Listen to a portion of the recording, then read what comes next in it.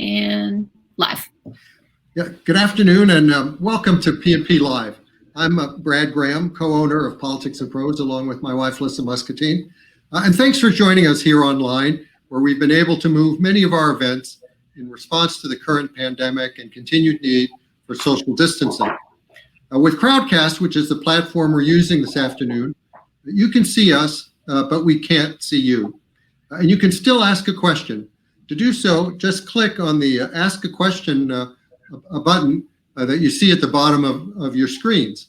And there you'll also see a green bar to purchase this afternoon's featured book, Economic Dignity by Gene Sperling. We have a great program for you today with Gene in conversation with Samantha Power. Gene served as the director of the National Economic Council not once, but twice, first under President Clinton and again under President Obama. As a piece in the New York Times about him said, Gene has been the common denominator of democratic economic policymaking over the past 3 decades. Name a major democratic policy push related to the economy, whether anti-poverty programs, taxes, healthcare, and Gene has been involved. In his book, Gene distills much of his experience in public service and nonprofit work into one basic lesson, which is that economic dignity should be the singular end goal for economic policy. He defines that idea, recounts the history of it, and describes the sorts of policies that should emanate from it. This is an important, authoritative, and lucidly written book with a very timely message, especially in a period of growing inequality and injustice. It reminds us that political debates would do better to revolve more around principles than means and mechanisms. Gene will be talking with Samantha Power, herself a leading proponent of defending human dignity and a former U.S. ambassador to the United Nations under President Obama. She now holds 2 professor titles at Harvard, one in the law school there and the other in the Kennedy School. And if you haven't already, I'd encourage you to read her memoir, published last year, The Education of an Idealist. So Gene and Samantha, the screen is yours. Thank you so much. Thank you. Thanks to the great institution that is Politics and Prose. I feel like as long as we have Politics and Prose, civilization may continue to hang in the balance, but we've still got civilization. So, and thank you both for your leadership in running the bookstore, owning the bookstore at what must have been and remains a difficult time. Gene, it is such an honor to be here with you, to be talking about this incredibly important book. So I have a bias insofar as I am a huge fan of Gene Sperling, who I believe in successive Democratic administrations has brought not only, of course, the economic rigor and the brain for which he's famous, but has brought just huge heart and compassion.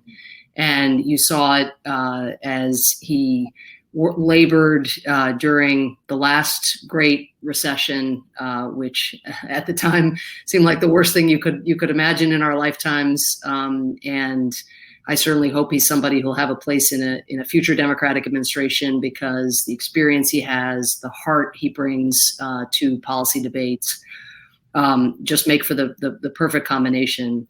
My other bias is toward the topic at the center of Gene's new book, and that is dignity. In my own recent book, The Education of an Idealist, I was kind of looking back on what I've learned being a war correspondent, a human rights activist, a lawyer, and then a government official and a diplomat. And really the core lesson for me was that we underestimate the value, the centrality of dignity at our peril. Whether it was, many people not see, including many in the US government, not seeing the Arab Spring coming and the extent to which humiliation, corruption, the loss or lack of individual agency, or really underestimating the extent to which Donald Trump was appealing to people in this country who felt like the economy and society at large was leaving them behind and felt seen through or seen past. That idea of dignity, I think, runs through so many shocks in geopolitical history and domestic political history. And I think what Jean argues so persuasively in this book, and so powerfully and uniquely, I think, in this book, is that dignity needs to be at the heart of what we bring to our even our thinking about policy, our thinking about interactions, even and we've seen this in the pandemic, the dignity now of work that often many of us were looking past or looking through, or not even really taking much time to consider, whether our public school teachers, for those of us who are stuck homeschooling, now really valuing in a whole new way what they do, or people bagging groceries. The list goes on, and it's been much talked about. But what is an economic transformation that is in keeping with that central idea of, and you can think about it in terms of individual dignity, group dignity, national dignity. You see this, Vladimir Putin, if you can explain his, even though his polls are down now, they're way up from where they should be given the economic major strains on Russia's economy because of his actions abroad, given the mishandling of the pandemic. How do you explain the fact that he can sustain that popularity? Because he told a story about raising Russia from its knees, a story of national dignity. So, Jean, that's a long wind-up just for me to offer my praise for you in taking this topic on and doing it so ably in this very accessible book. And I know it comes from a place, really from your own sort of evolution over the years of really coming to understand that. Could you talk a little bit about sort of why this has become your lodestar as you think, because there are thousands of individual economic policy decisions that will need to be made between now and a meaningful recovery and transformation for American workers and others. But what about dignity as a uniting concept for them all? Why is that where you've landed? What in your personal experience has brought you here? Well, thank you, Samantha, and thank you so much. It's such a joy for us to be doing Politics in Prose. It's such a happy family memory for my daughter, Nina, and my son, Miles, and Allison, the times we spent there. So this means a lot to us.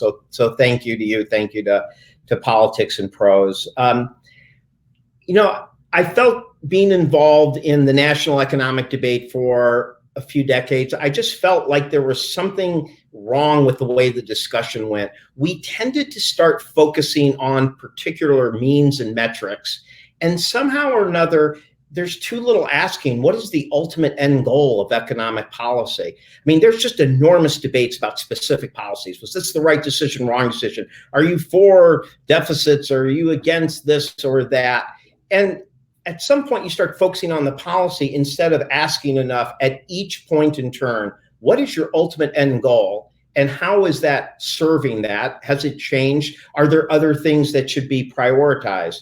And I think that what happens a lot, or what I've seen, is that, well, we kind of started to say, as perhaps progressives, let's focus on the right metrics. Less on GDP or the stock market, which you can see is not a very good metric of how a country is doing right now, more than ever. But even when we decide that an economic issue is only one that can be seen in an economic metric, we make so much economic pain and so many people invisible to us. I mean, for those of you who are been involved in different economic policy debates, that take an issue like comprehensive family leave. That becomes an economic issue when somebody can show, women labor force participation is down in the United States. So therefore it's an economic issue. People look to see, is sexual harassment a quote economic issue into whether it's affected wages or et cetera. But why? I mean, why would we not, if tens and tens of millions of Americans in their economic lives are suffering a pain or humiliation or harassment, why do we need to say, well, we only can recognize that as a first-tier economic issue when it lodges itself in a single economic metric? Take unemployment rate. Take unemployment. Right now, there's been a greater awareness of the lack of economic security and dignity for people who are working. We had 3.5% unemployment. If that's your end goal, Well, that isn't an end goal. That is a proxy for larger vision of what we want the economy to do. So now we look, or, as I like to say, and Ai-jen Poo and I talk about, which is, it's kind of like when UberX got launched in 2012, people started discovering the different types of economic pain many people who aren't in formal employment relationships have. And yet, the day that UberX was launched, there were 2 million caregivers and domestic workers, of which only 12% had healthcare, only 7% had retirement security. That 3.5% unemployment economy was an economy that we realize today meant that 50% of farm workers who we rely on did not have healthcare, that half of the home care health workers that we applaud and call heroes now couldn't take a day of paid sick leave for their own families. So what I wanted to start with was just stepping back before I even got to the economic dignity and say, it is not mushy or wrong or takes you away from rigor and tough analysis to ask yourself at every turn, what are the metrics and policies that you are seeking? What is the ultimate aspiration? And as I can discuss in future questions, I not only came to economic dignity, but I felt compelled that to do that, you couldn't just criticize GDP and metrics. You had to give a broad enough and defined enough definition that it wouldn't be just a treasured value, but actually substantial enough to be our economic North Star. So I think that's a great kind of gap analysis, right? Or a critique of all the traditional metrics. Was there anything in your own evolution, that kind of then led you to believe that dignity, as you just previewed, that dignity then was the place to go? So it's one thing to say, okay, I mean, your points about gig workers and what they lack and all that the traditional metrics don't cover is just so profound. And, if all this book did was sort of take it apart and say, here's what's missing. And again, I think people are really hungry for this kind of analysis now, in part because so many were so blindsided in 2016. But why dignity as the right place then to go? Well, I recognize that while I didn't talk about it, that when I was in the White House, I often would do a little exercise in my mind, because we tend to think like the hardest thing is figuring out what's a good policy. But when you're governing, you're trying to figure out what's the most important among good policies. And I would, in my own mind, sometimes think, all right, what would somebody on their deathbed think was most important in their economic life? And it makes you think more about the sense of, were people able to care for their family? Did they have a sense of purpose and meaning? And then I also would think to myself, in life, none of us are going to have everything we want. No one's going to get all their dreams fulfilled. But what, from an economic policy point of view, should we be able to say all people could experience it? We could organize our economy. And now this took me out of normal economic, perhaps metric thinking. I would think to myself, there is a beautiful equality in life, I think. It is the equality that no matter where you live, where you are, that there are certain experiences, the birth of a child, caring for a loved one, being there for the seasons of life, a sense of purpose and meaning, that these things are perhaps greater for all people than many of the more, or meaningful in their lives than many of the more status-based or luxury-based kind of goods people pursue. And yet, we allow economic deprivation to not just mean that some people, only have one car, not two cars, or struggle with poverty. We allow economic deprivation to actually deny so many people these basic, what should be equal joys of life. And so I started thinking, Samantha, what would a full definition of economic dignity meant? Because when I look back in history, there's so many beautiful references to economic dignity from Bayard Rustin and Martin Luther King and Eleanor Roosevelt, and today from people like Sherrod Brown and Joe Biden and others. But they're all kind of talking about a dignity value. I wanted to say, what would make it complete? And what I noted, Samantha, was normally when Democrats or progressives do that, they do a list of things, right. A list, housing, healthcare, all things that are essential. But there's not that kind of ultimate, is the ultimate pillars. And so I wanted to say, number one, yes, the pillar is essentially caring for family, but it's not just caring for family. It's not just putting food on the table. It's being at the table, being at the bedtime story, being at the bedside for people and their loved ones. And when you look at an economic policy, you have to ask, is it allowing all of us to enjoy those moments of life? And it does make you think of something as paid leave as much more central to an economic dignity analysis. Two, people often end their dignity agenda there, instead of recognizing that in all of us is a desire to pursue potential and purpose and meaning, to contribute in some way, and that having a first chance and second chances are important to contribute, should be seen as much as essential to an economic dignity agenda. And then third, and this is a place where I do think it's fair to critique that maybe has been underemphasized by some, perhaps, maybe on the more center spectrum, is that worker power and protection can't be like an add-on. An economic dignity agenda collapses unless you can have this third pillar, which I call the ability to work with respect, work and contribute with respect, and not domination and humiliation. And this is about your work life, but it's also about how people are treated as consumers, as borrowers, and that if you do not have that protection, then, Samantha, your desperation to put food on the table can lead people to have to live in conditions of abuse. And what was interesting is that, of course, we might think about the people who are farm workers or people who now are perhaps in jobs where they're treated with micro efficiency in an Amazon warehouse, or look back to the mine workers of southern West Virginia in the 20s and 30s. But you can also see that even in the variety of what you saw in the Me Too movement.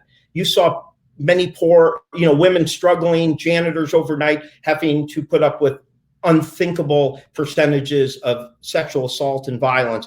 But you even saw people who had some economic power and status. In their desire to pursue their potential, they were forced to either give that up or to live with harassment and humiliation that nobody should. So my view is that third pillar has to be rock solid. Without it, the whole economic dignity foundation crumbles.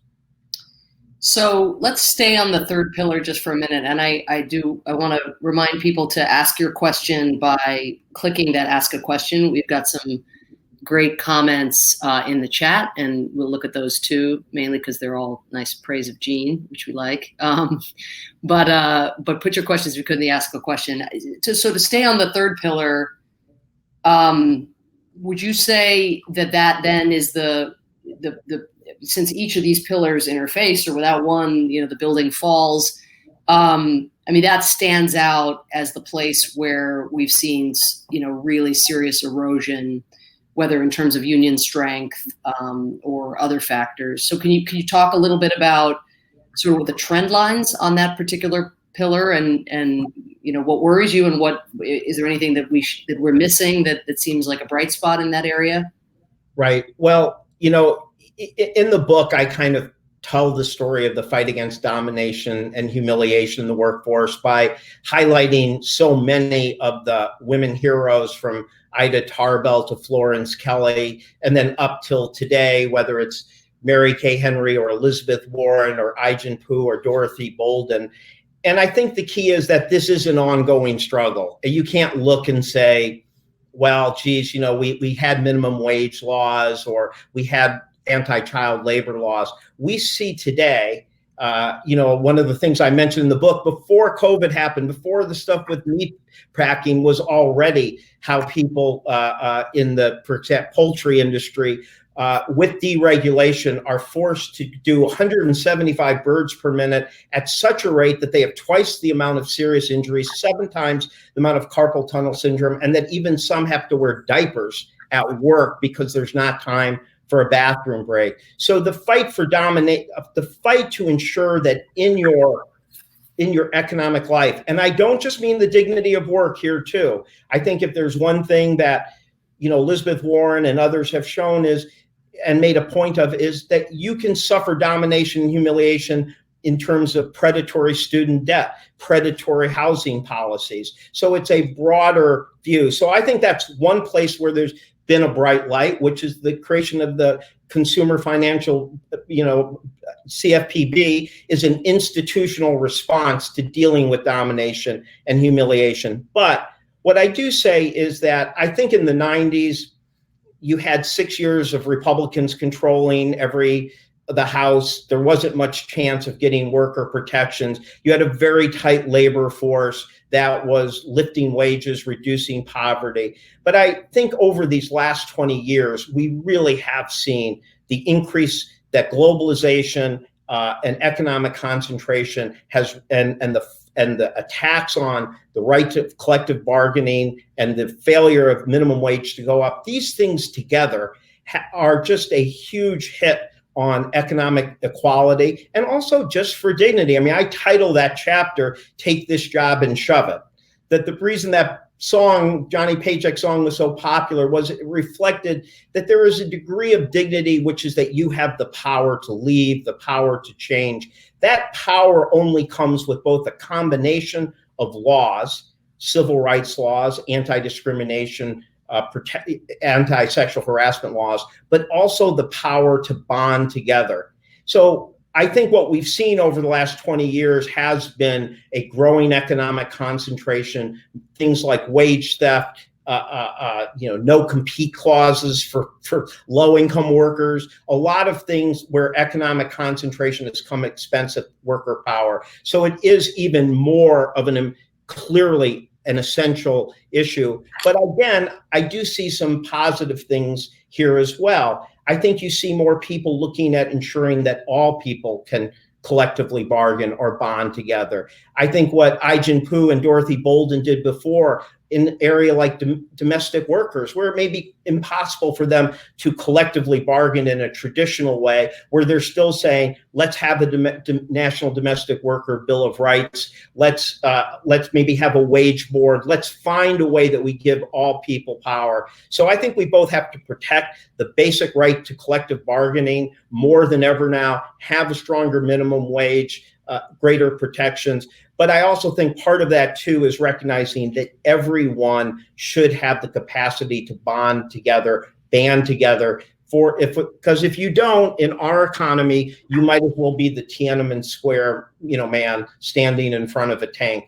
What we're seeing today, right now with George Floyd, it is the power of numbers, the power of people being able to come together. People need that institutionalized as part of their work life.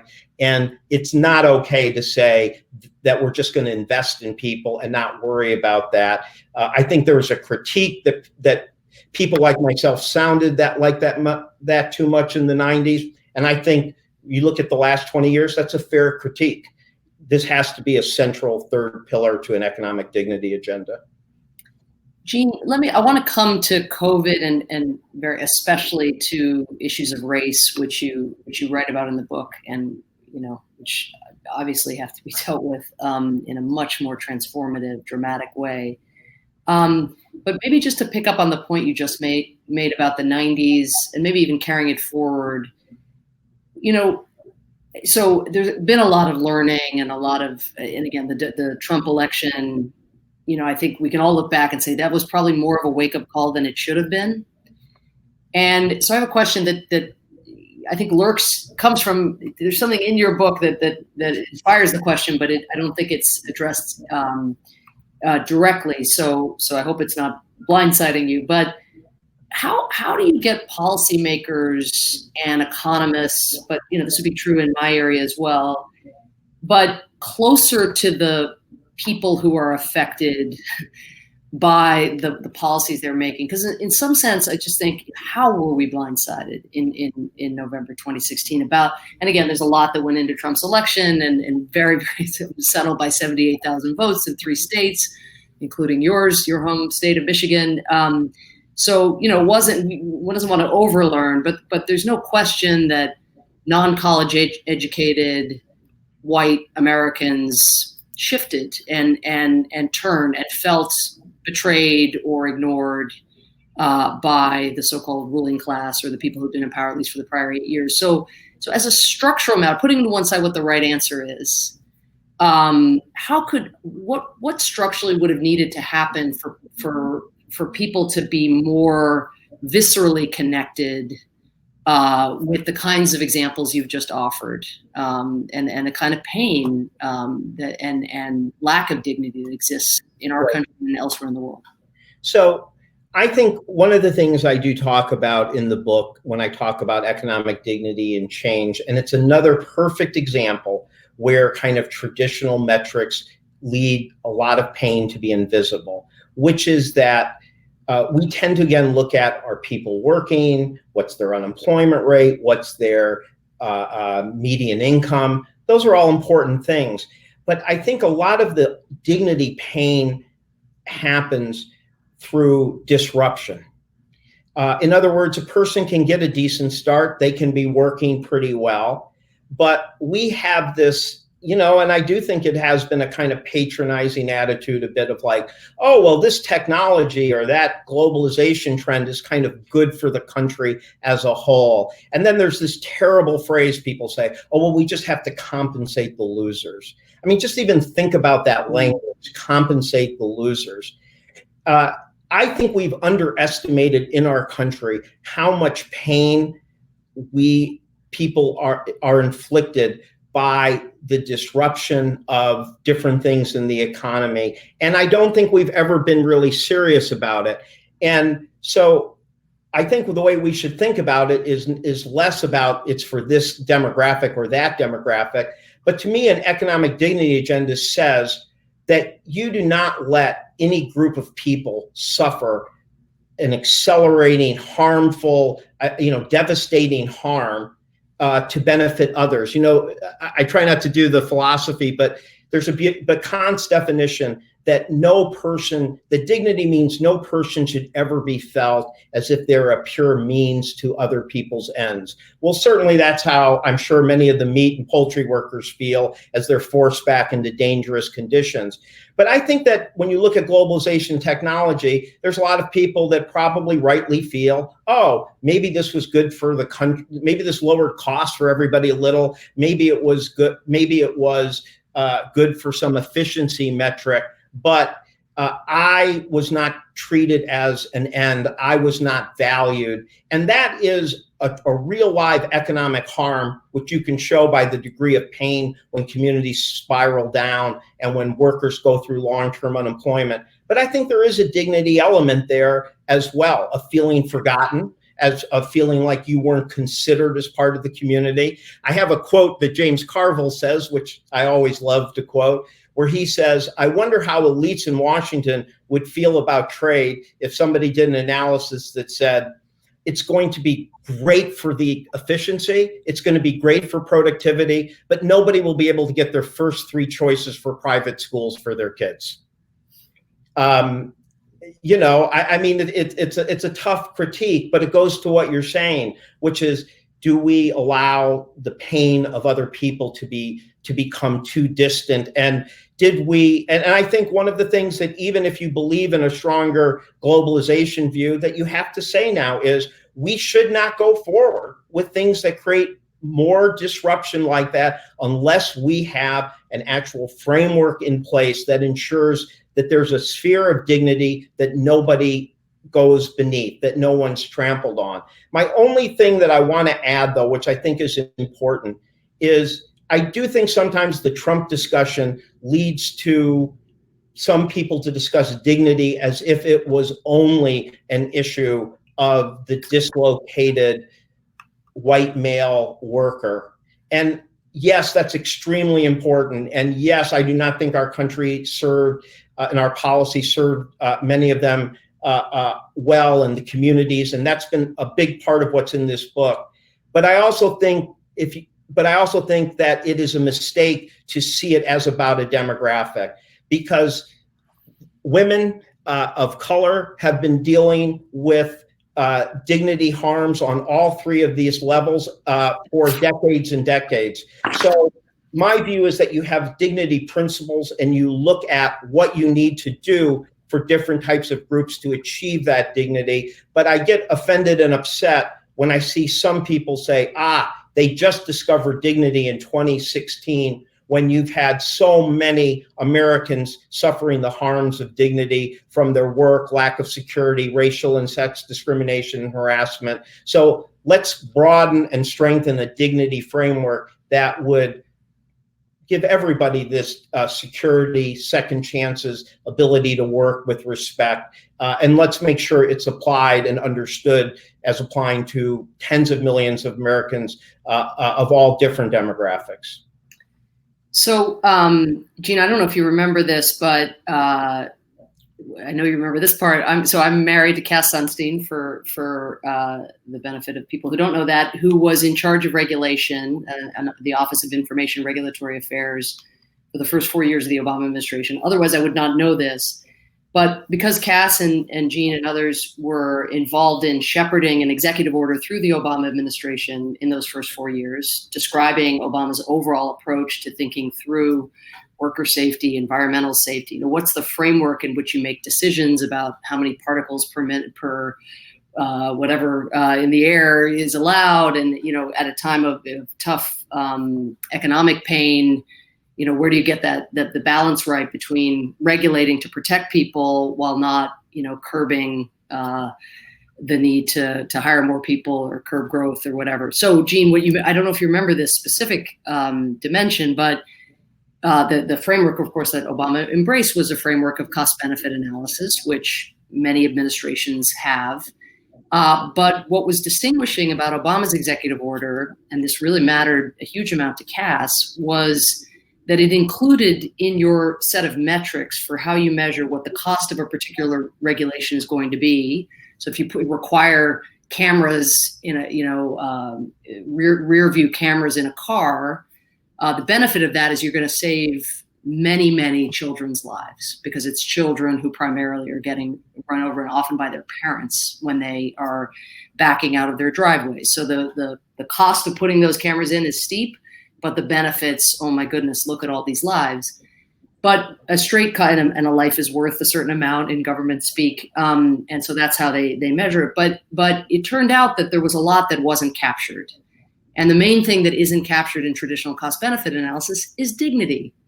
And so it emerged that if you put in place a set of disability regulations that required public places to ensure that every restroom had a bathroom large enough for somebody to be able to turn their wheelchair around, that's really expensive.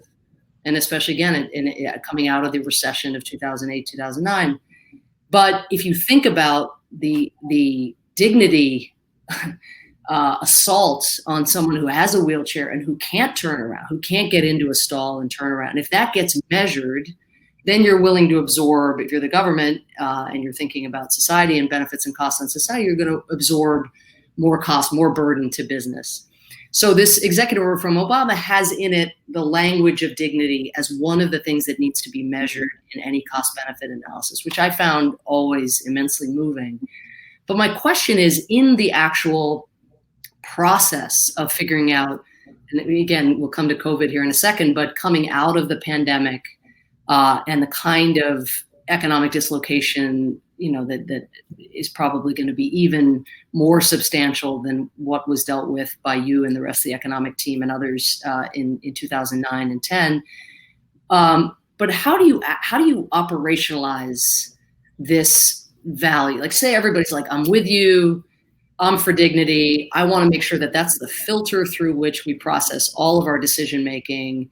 Then you get in those rooms and you've got your economists, and if you're lucky, we've got our scientists back at the table, looking at what a particular regulation is going to do for water, for air, for climate. Right. You've got those core metrics. How do you turn this unquantifiable, immensely important value into something that can be treated by policymakers in the way that unemployment data and GDP and everything can be? Well, I think one of the first things to recognize, and I do this when I go into the definition, is that we are a country that is based on having certain rights, that protections from the government that are about protecting dignity, where we don't really allow a cost-benefit analysis. When you look at the Fourth Amendment or Fifth Amendment or Sixth Amendment, or even cruel and unusual punishment for people who are incarcerated, we kind of say, you can't come forward and say, I have a cost-benefit analysis as to why torturing Americans on the street will lead to more efficient crime prevention.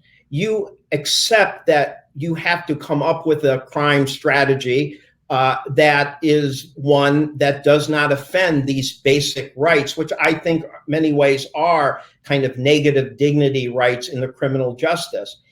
The reality is that we do that in economics as well. We don't do a cost-benefit analysis anymore in our country as to whether it's okay to have 7-year-olds work. I mean, however it came out, we just don't do it. A 7-year-old working offends our sense of humanity and dignity. And I think the same is true right now with sexual harassment and others. We say certain things are off the table. You operate with a degree of, with a certain protection of dignity. Now take it back to what we were talking about with trade. I think that, the kind of Pareto optimal, view, or Calder-Hicks view is kind of, you would say, oh, well, this has a lot of gains, and the gains kind of surpass those who will be hurt, and maybe we can compensate them a little.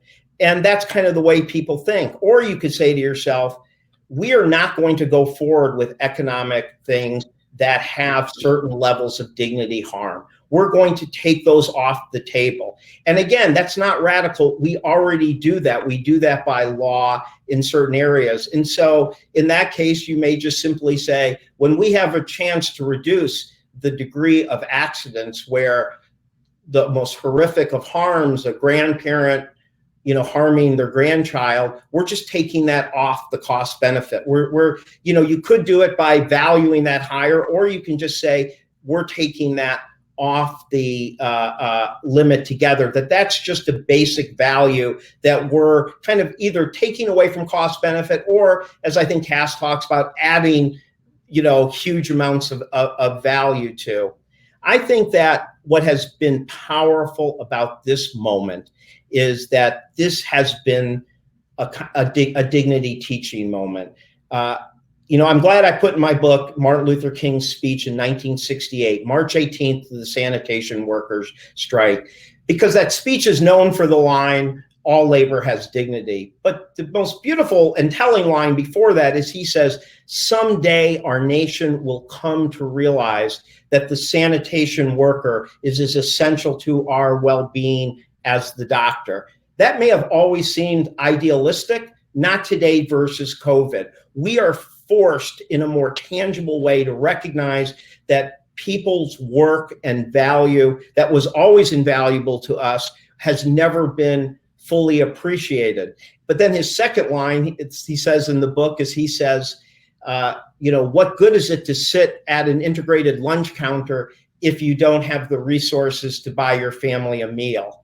And the point is that I think in moving forward on a dignity agenda, you, have to use this as a teaching moment. I hope President Biden would see it that way, that this is the moment to realize that there is value in all work, that we should feel a great sense of national cognitive dissonance when a healthcare frontline worker is putting their lives on the line for our family, and we don't give them the security to take a day off for their own family. That should bother us, but then to understand that it's not just about the applause and calling them heroes, as beautiful as that is, but that an ultimate agenda shouldn't sound to the American public like the Democrats have won, here's 18 different programs we're doing, but calling on that basic value that those who work, that those who contribute, that those who do their share for their family and our country should be able to work with dignity, retire with dignity, raise their family with dignity.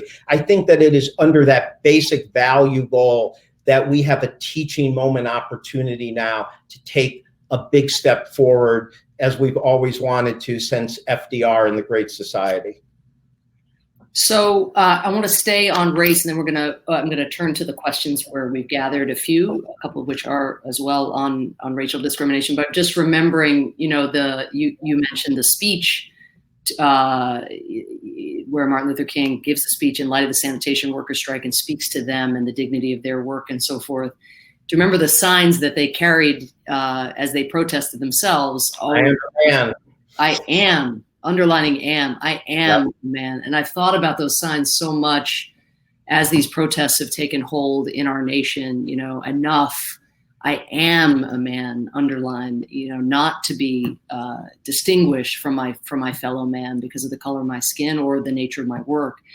So say a little more. You also touch upon or really go at racial inequality in your chapter on first and second chances. Could you talk a little bit about sort of disparate impact of certain policies racially and what can be done about that? Yes, obviously it's a huge topic, but let me say a couple things. One, the sanitation workers strike was affected a lot, very much like with that moment that we saw with George Floyd, where something just kind of goes so over the top.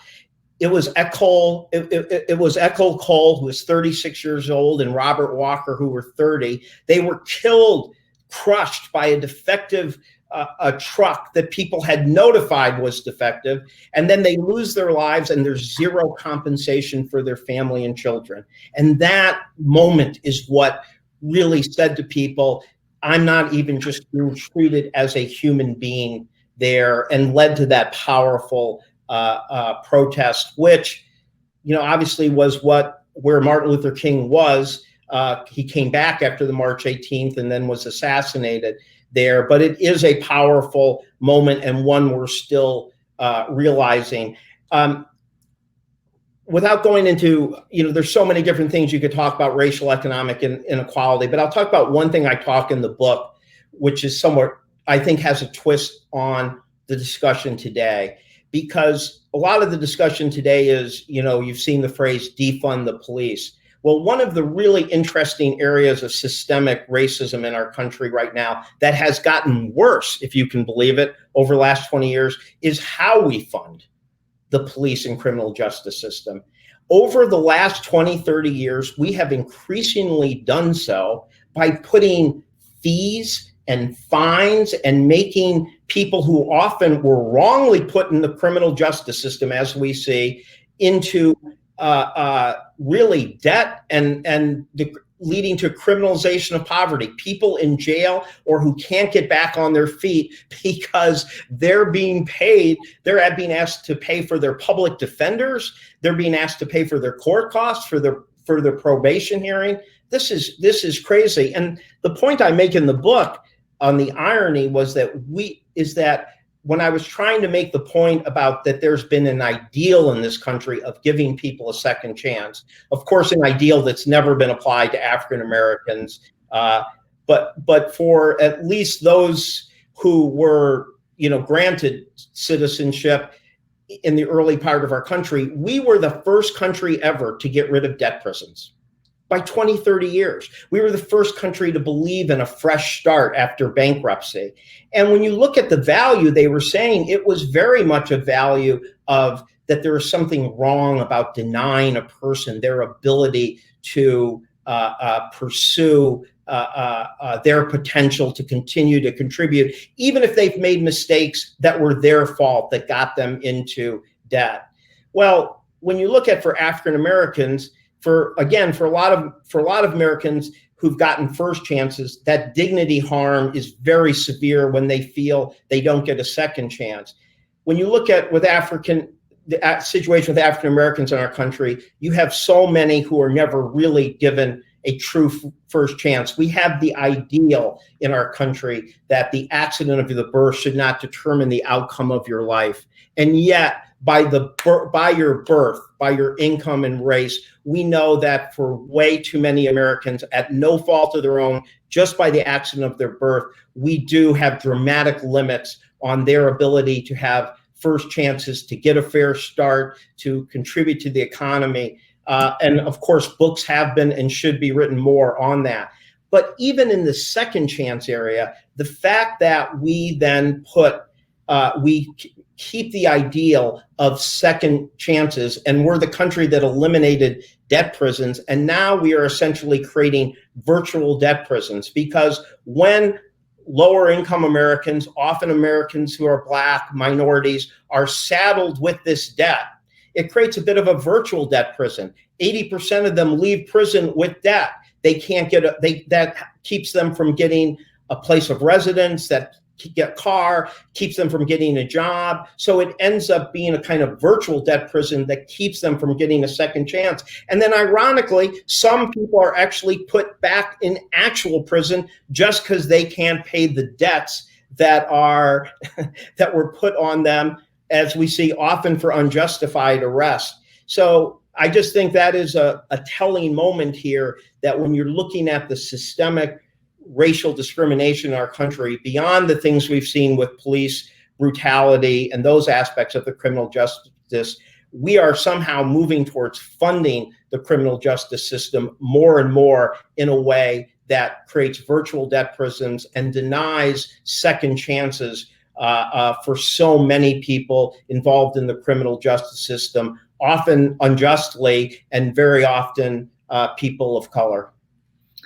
Yeah, and I mean, it's a timely appeal or lament, given what's going on in Florida, because then, one answer when you get out of prison, even if you have the debt, is maybe you elect different people to change the laws and the rules. But luckily a Floridian judge has, for now at least, put a halt to the requirement in Florida that people get out of prison, if they haven't paid back what they owe, they actually have lost the franchise. So that was the position until, I think, 3 weeks ago, when a Florida judge rejected that. But it's going to go higher, and Lord knows where that one ends. And so it's a doom loop. We have a bunch of great questions, and I want to focus on a couple of them, just to ask you actually to comment on two specific policy ideas.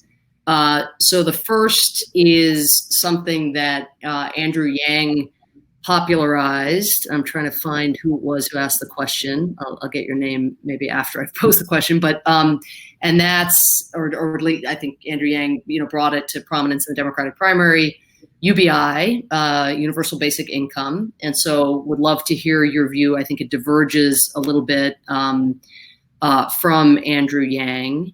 And then in terms of worker training, and kind of, again, this gets back to how to operationalize this idea that their educational training, I should say, when disruption is coming. I mean, how do you become ambitious if you're a policymaker or if you're running a company or whatever your venue? How do we take that to a wholly different level of ambition in terms of repurposing a set of skills or offering new jobs training when disruption does happen? So UBI, and sort of there's a question about education, right, and worker training.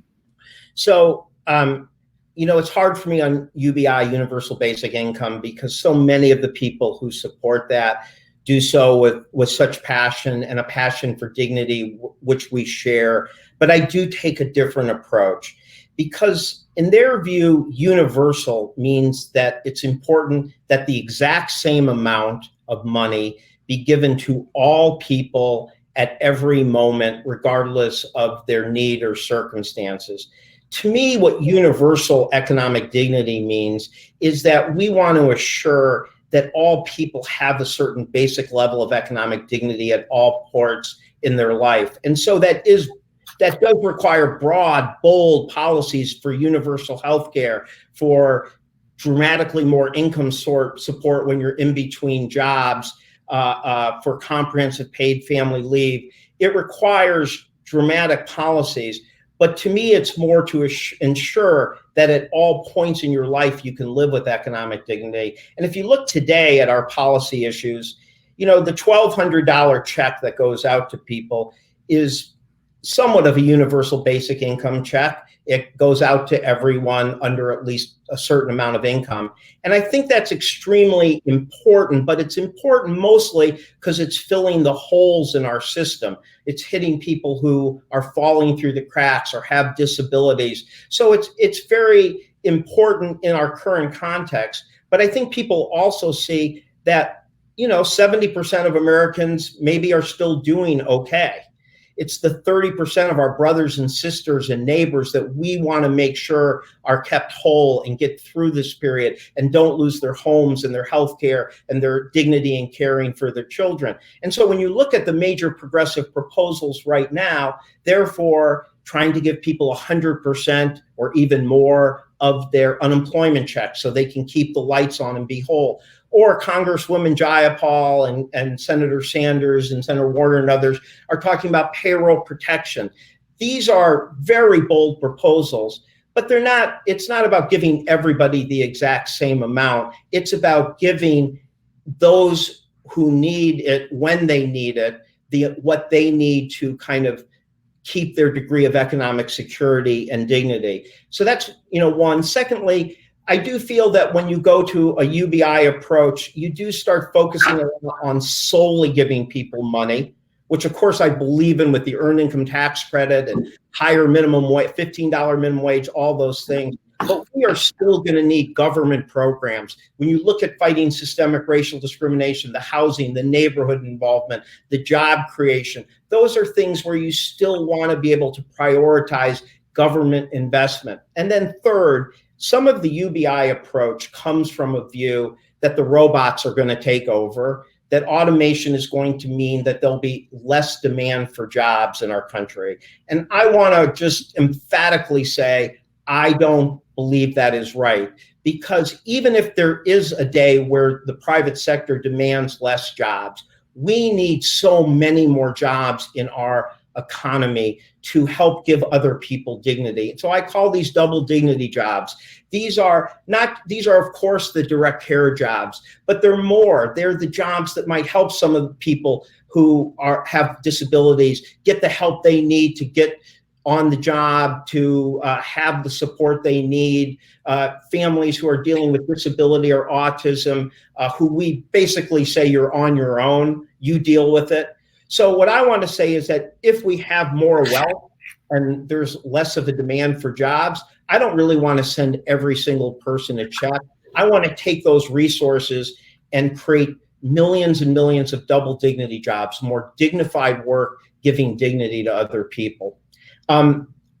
That's an important issue, and obviously a big debate among progressives I hope a civil debate among people with shared values. I think on the training, et cetera, a couple of points. One is that, as I said earlier, I think that as people, it is important to recognize that you can't overemphasize just human capital, investing in people, and even training, that you need the worker power and worker rights is essential. But it shouldn't be an either or choice. They should be Batman and Robin. They should be the dynamic duo that you need together. And there's so much to say, but I'll say one thing that goes very much to the dignity point, which is we don't really in our country have anyone who has an incentive to help people not suffer devastating declines.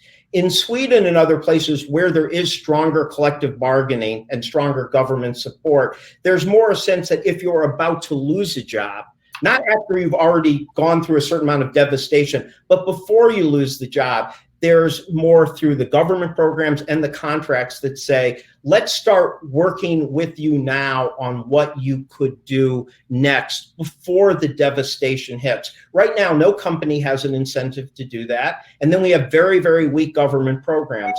Secondly, I just said I wasn't a total UBI fan, but I have a proposal called UBI to Rise, because I do believe people need income support when they're trying to do something different. You can't tell a worker with 3 kids, go take a full-time training proposal for 2 years if you're not going to give them the income support. We do that for a small fraction of people through trade adjustment assistance. So a universal UBI to Rise, giving people income support when they're trying to get back on their feet, and then having stronger collective bargaining and stronger incentives for employers to help with the adjustment process before the pink slip is finalized as opposed to after. Great. So we have really wonderful questions have come in, and also great comments in the chat. I want to get, if we can, Gene, so it's going to require you being brief, me being brief.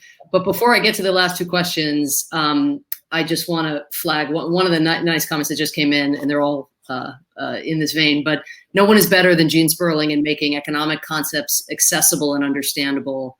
And thank goodness he has used that skill to write this book now. I'm not going to ask you what the book writing process is like, because I know too much about what you've been through, but everything is relative.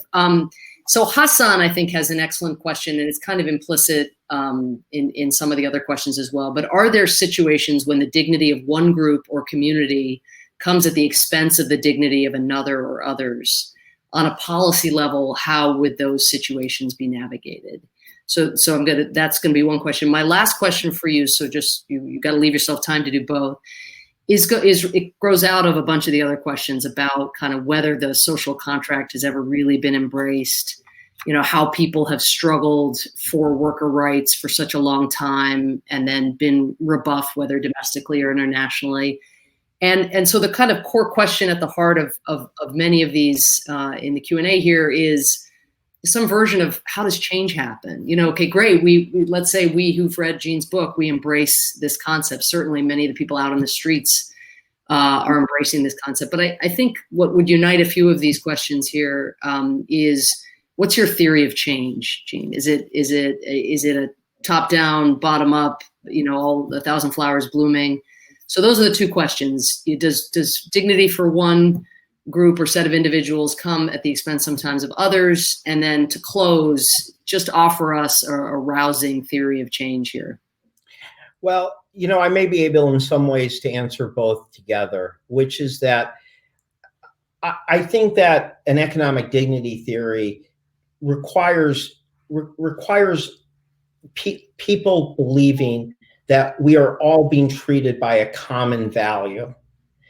And then it requires an understanding that you need distinctive policies for distinctive groups in different situations. And so I think the beauty of something like the second pillar in mind, which is that everybody should be able to pursue purpose and potential and meaning and have first and second chances, is that it's not that it leads to one specific policy, but it helps explain to people that different policies are all fitting a larger American value. So I don't believe that it has to be positioning one over the other. I believe that if you have an aggressive proposal for, let's say you have an aggressive policy for job creation in hard-hit rural areas, perhaps that's moving more jobs there, being willing to use smart industrial policy for building a sustainable future.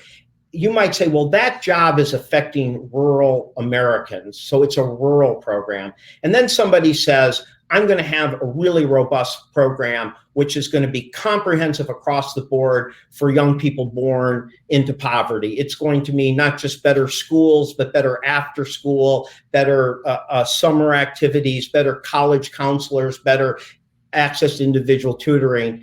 Well, you could look at those as being separate programs, or you could say, no, they are all part of an American value that everyone should be able to pursue their purpose and potential and have first and second chances. So to me, that I believe is the right way to move people, make people understand that we are all trying to fulfill idealized values that we haven't always done, but realize that it is ultimately fulfilling those values. If you look at the Thurgood Marshalls and Martin Luther Kings, it was interesting. They didn't trash the founders' values because they were so hypocritical in light of slavery. They were more saying, no, I'm going to hold those up and let's live up to them for everybody. My view with these dignity values is that they're a way of explaining why we're all in it together in a common intrinsic human value. and that then helping people understand that what may seem like a specific targeted program for one group of people is really is in service of a common American value. And I think that if there's one, and I guess to leave with, I really do believe there is this value that this isn't about like traditional jobs necessarily, but speaking of your husband and his book about FDR's second Bill of Rights, it is the value that it's, I kind of call it a compassionate compact of contribution, that we kind of believe everybody should contribute, that people want to contribute, that it's not about a punitive measures of cutting people off, but what can we do to for everybody to contribute? And then when we see that people are doing their share, that they want to pull their share of the load, that people do believe that everyone should be able to fulfill a certain degree of caring for family and dignity and treatment. And so I guess, my view is that, you go for that goal. And in terms of top down and bottom down, well, you need both. If you ask me the most inspiring thing in the last 24 years, it's the fight for 15. Because there was zero chance of moving the Republican Congress to $15 minimum wage, even $10 of minimum wage. And people went to the streets, they organized, and they've changed the world for probably 30% of the country, but they've also shown the federal government we can do it. So I think I think you need change at both levels. And I think that part of the reason the Fight for 15 does well was that it was grassroots, it was bringing people together, but it was facing a pretty common basic economic dignity value, that if you're doing your part, you should be able to raise your children with dignity. You should have opportunity. You should be able to work with decent protection. And, I think that's a good recipe, a good formula, a good example of moving us forward as a country towards a value of economic dignity for all. So, Jean, this was totally inspiring, and I confess I kind of needed this today. I don't know about everybody else. I would note that I've become kind of, as one who does Zooms occasionally, alert to how when I speak, people start to sort of drop off and you can see the number. It's sort of unlike live audiences where you don't know who you're losing. You kind of know who you're losing. Jean Sperling, you have not lost one person for the duration of this the conversation, as far as I can tell. And it's, again, head and heart getting married in this way. I cannot wait for this debate to take shape on the debate stage between Vice President Biden and Donald Trump, because that's where this is going, dignity or not. Well, thank you very much, Samantha. Thanks for doing that. I know a lot of people came to hear you, and I'll actually close with a little nod towards Joe Biden, which is nobody's his number one line he has said his whole life is, my dad used to tell me, he would say, your job is never just about your paycheck. It's about your dignity, your place in the community, your ability to look your child in the eye and say, things are going to be okay. And, whether you're for Joe Biden or for a different candidate, I do believe that is at the core value that we could unify around as a country. It's a great inspiring note to end on. Thanks to Jean and Samantha both for a very thoughtful and constructive discussion. Jean, you've given us all a very useful, meaningful framework for evaluating economic policy. And again, the title of Jean's book is Economic Dignity, and you can get a copy or several by clicking on the green button at the bottom of your screens. And thanks again to everyone for tuning in. From all of us here at Politics and Prose, stay well and well read.